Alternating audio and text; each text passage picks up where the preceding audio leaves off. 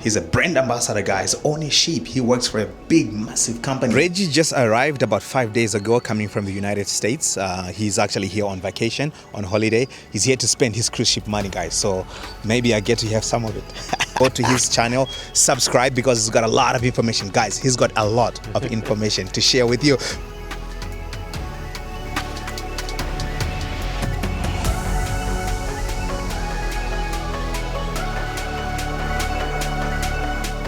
For someone that really wants to start applying today, what should they do? And then obviously we're going to help them to make the CV. But yeah, just tell us a little bit more about that. So the first thing is to understand the role that you're applying for and research a lot about the company. For example, like for us, we work for a US-based company that does jewelry. So it's to understand who you are dealing with or who you're applying to. So like I mentioned earlier, you have to have AI being your best friend, because AI can give you like a structure. It can help you a lot. Yeah, it makes the whole process even faster and thinks for you quickly.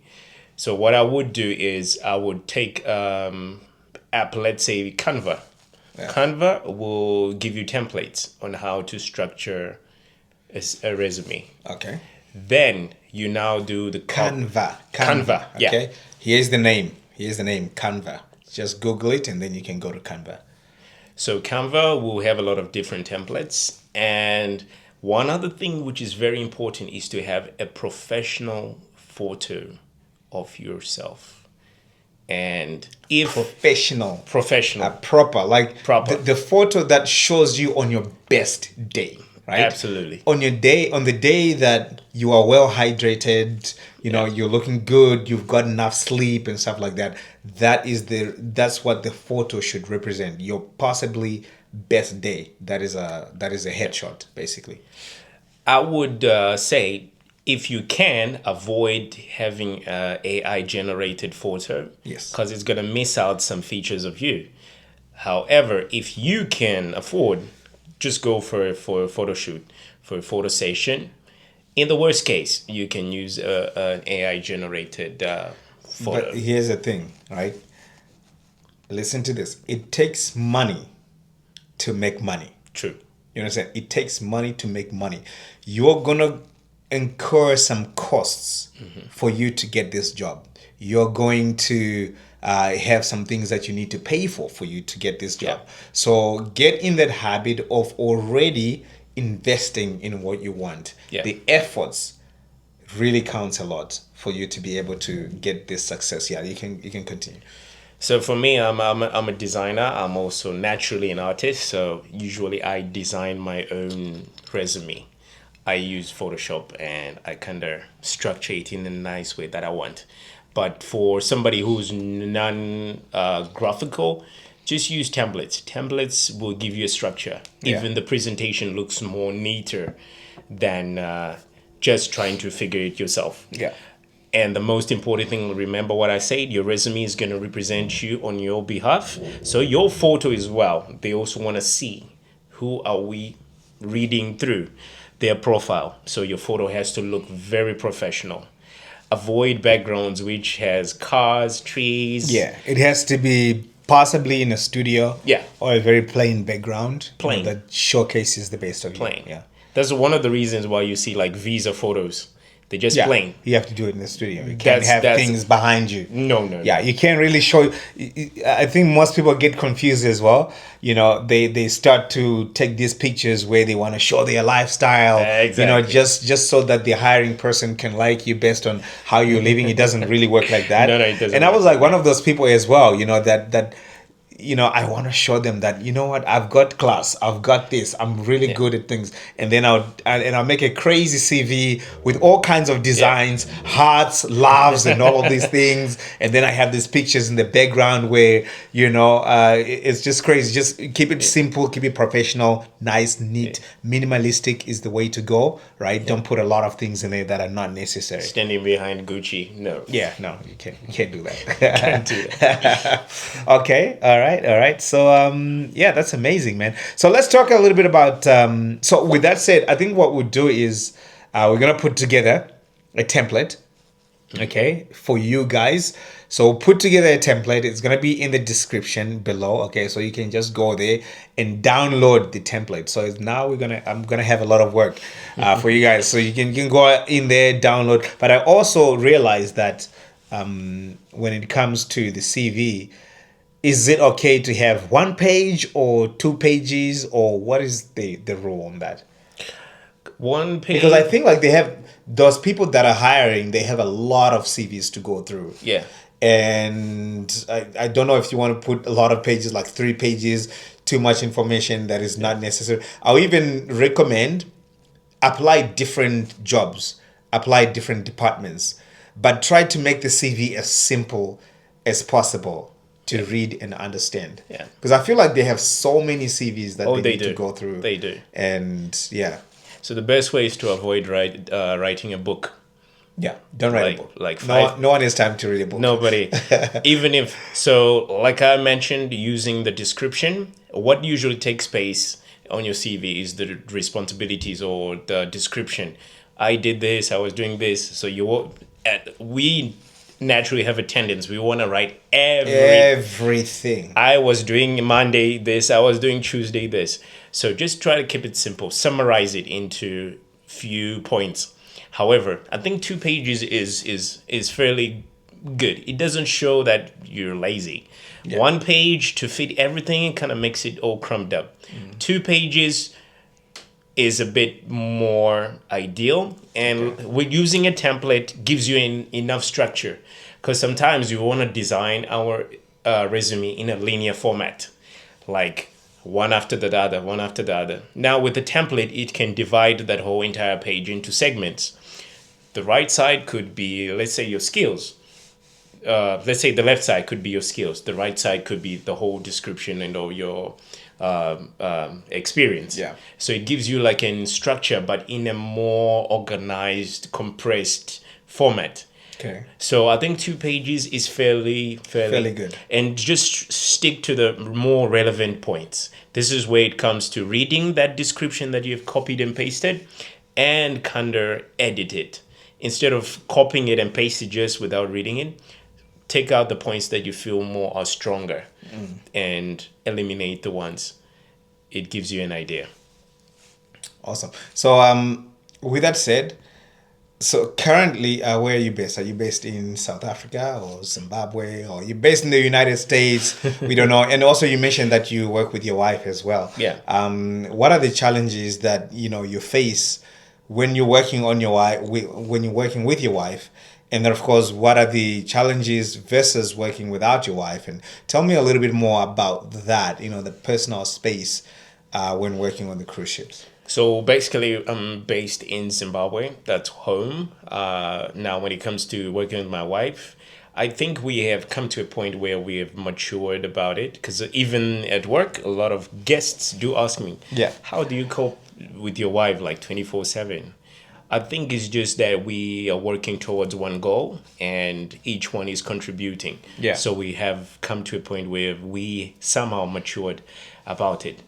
Now, on the other hand, it didn't always just start us working together. There was some point where I'll be at work, she's at home. So working alone has its own challenges. Remember, you're married. So the cruise ship, I think looking at your previous videos, you kind of shared like the lifestyle. The lifestyle of being on the ship. It's a very hard one, that one. It's very hard, and it's reality, and it needs mental preparation. You're going to hear a lot of things, a lot of people saying, you know what, how can you cope like this and that? It's not easy. You have to have someone, but it always comes down to you as an individual. What are your principles? That's why I always say to the people who want to work on ships, be mentally prepared for everything. Yes, there's money, but apart from money, you also have your personality as a person. Can it fit within that environment? Can you survive? It's like a jungle. Yeah, it's a steel jungle, right? You have the cities. The cities are concrete jungle. Our jungle is a jungle made of steel. So yeah, like I always say, it's it looks like a steel tube, Yeah. floating on the ocean. So what would you say to someone that wants to work on a cruise ship, but they're afraid to leave their wife at home, or they're afraid for their husbands to go and work on a cruise ship based on the things that we've heard before? You, as a person that experienced, now you work with your Yeah. wife, and you've worked as well without your wife on board a cruise. What would be the best advice for the people that are afraid to leave their families behind, and people that are afraid actually to lose their relationships? Yeah. So this is my own take. I think with everything, it comes down to you as an individual, your personality. However, I always reference to this verse of Joseph who had to flee, right? So you make a choice to either stay or flee or to give in. So that's why I say it always narrows down to you. The reality man. is these things are happening to you every day, right? Yes. You have girls or men, right? But is it something that aligns with your principles? Remember, you are there for 6 months. So you can choose to do that, but it's going to last only for 6 months. Yeah. In some cases, rare cases, Maybe. I've seen some relationships that go beyond, even if they go separate ways, they will always meet. Yeah. But 95%, most of them, It just ends there. it just ends there. That's sad. So it depends. What's your goal? So it always comes down to the people as a couple. If already you saw your spouse had some red flags before they even went to the ship, don't expect Don't miracle. expect them to be perfect. It's not gonna happen. Yeah, because the ship amplifies. That's the word. Yeah. It just amplifies, and now you have access to a bit of cash. It even makes it worse because now you think, okay, I can afford that. I can do this. Now it just amplifies who you were before you came to the ship. Oh, that's well said. All right, guys. So this is Mr. Reggie. Please go on to his channel. Go ahead and subscribe. Let's push those subscribers to 1,000 subscribers. He's already on the right path, about 800 subscribers. So let's push those subs to 1,000. Please make sure to subscribe. And also, if you haven't subscribed already. And also, if you have not subscribed to this channel already, please make sure to subscribe, hit that notification bell so that you'll be notified every time I put up a video. And with that said, ladies and gentlemen, thank you for listening. And yeah, tell me more about your success, man, on the cruise. My people want to know success, man. What car did you buy yourself? What house did you buy yourself? What are the projects? What business have you done? So I borrowed a lot of money from him. Here's a lot of money. I'm just kidding. But anyway, from my stage, I managed to build a house. Oh, wow. Beautiful. So, guys, these are the testimonies that we want. People, I was actually reading a comment this morning, and they were saying, I'm going to say this in Shona, I'm going to translate it in English. The person was saying, well done, because what you did, you've invested, but some of us isusu takatambisa mari tichidya mari tiri kumaships, and we didn't think ahead. So like what you're saying right now, it's very, very important, guys, to be able to invest, do something meaningful with your money, the money that you work on the ship, right? You work hard for it, right? So you want to have something meaningful. You don't want to end up regretting and say, you know what, I used to work on the ship and hapana chakabuda, nothing came out of that. So always, guys, so you built yourself a house, which is fantastic, in Zimbabwe. Mm-hmm. So it only took me about less than a month and a half from You built a house in a month and a half? Yeah, from ground zero all the way to the See what cruise ship money does? Yeah. See what it does? Yeah. Tell me more, man. Tell me more. So, but of course, we're still working our way to trying to figure to be on our 2 feet. Yeah. This is where what we mentioned earlier on about being mentally prepared. It's something that even before I went on the cruise ship, I always used to just mentally prep myself in the event that one day I have 100,000.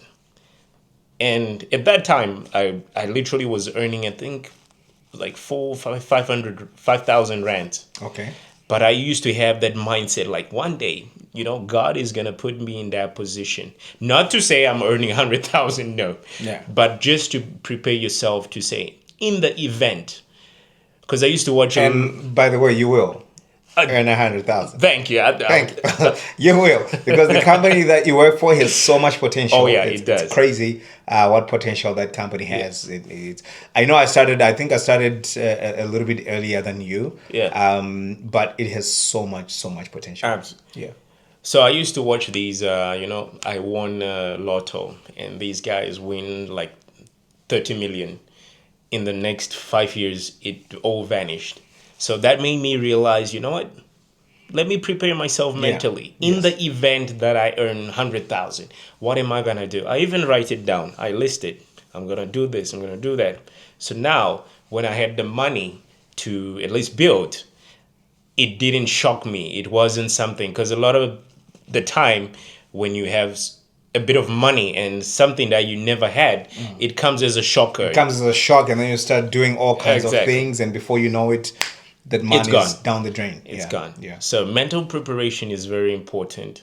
And yeah, we've managed to build our house, and we're still working on it slowly. What car do you drive, and all of that stuff? But here's what I always tell people: I don't need a car.